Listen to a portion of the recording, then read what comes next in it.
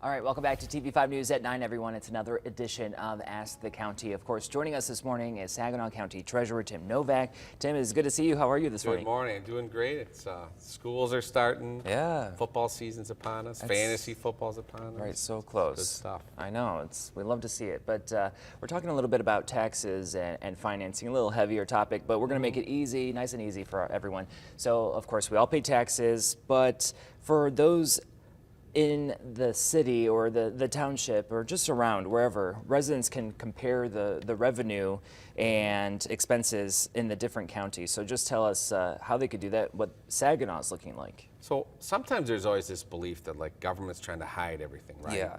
And then there's always this movement towards accountability and transparency, and government, they have meetings that they post publicly, required to post publicly ahead of time, and with the internet now and websites, I mean, all these townships and cities and villages and counties are all in the state, but make all of this stuff available for folks to see, well, where the money comes from, what it's made up of, and they can compare it to each other. You can go to the Department of Treasury's website, for instance. There's a ton of resources on there to kind of compare some of the data. You can go to Saginaw County. If you go under the county website under Citizens Guide, you can see there's resources in there. That's where you can kind of see, you can quiz your friends, right? You're talking $237 million in revenue, and then $235 million in expenses. Okay. And then you can ask them, what makes up most of the county's revenue, right? Right. Where does it come from? Well, the lion's share comes from property taxes, and so that's why it's, when you have millage questions, you have these other types of things, and what do they fund? That's just where you can see those types of things on there. And where do the expenses come from? Yeah. People says, well, I can't believe we don't spend more on public safety, and you come to find out that, there's over $40 million spent on, all sorts of things, whether it be the jail, to, the road patrol, right, all different types of stuff. And so all of these types of things are available for you, and you can compare our county to other ones that may be similar. Okay. That's a great resource to have. I know we showed a little bit of the website just a few minutes ago. So the state treasury's website has other resources that could be of interest. Tell us a little bit about the savings account program. It's for first-time home buyers. Yeah, so there's I had actually said somebody called me one time and asked me about this. And so if you go to the treasury's website, the first-time homeowners savings program, in other words, you're able to take money and put it into an account, and that money can be used to purchase a home, and it's tax-free, and it stays in there. And there's certain qualifications you have to have for it, but the point being, it's tax-free money that you can set aside and build up this account to use towards home expenses when you go to finally purchase your own home. Okay. So it's a new program, just rolled it out in the spring. So it's just, you call your financial institution, see if they're participating in it. But kind of a neat way for folks that are trying to, I know interest rates have gone up, but start planning now for when the dip comes back down, and when you're able to, it's important to have that down payment. It can make a huge benefit to somebody that's trying to buy a house and make it affordable.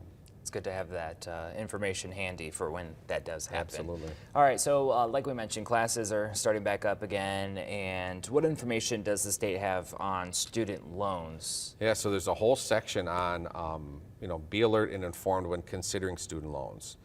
You have to students have to fill out a FAFSA form, and they have to claim, and then your parents are coming in the equation as far as how much they're going to need to pay, and that has to do with a lot with how much money you get. Yeah. Based on income.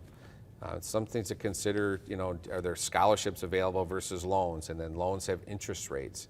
And a lot of that's for kids, it's hard for them to grasp, and even for parents to understand. Pretty good rates. You don't have to pay a student loan back while you're going to school, right? Which is super beneficial. Oh, yeah. But, the day comes when you have to start making those payments on those when you're working, and when you're choosing between different colleges, where does it, financing is a piece equation. I have a senior starting this year, and we're having those discussions, right? Yeah. It's a piece of the equation. It's not the whole thing, but it's something to consider. And the state website has a ton of resources on there for parents and students to both research, exactly how student loans might fit into your program for you. Right. All right, good to know, absolutely. So we mentioned taxes earlier, and for, someone like me, little old me, and you feel a little overwhelmed, how can you not get that feeling?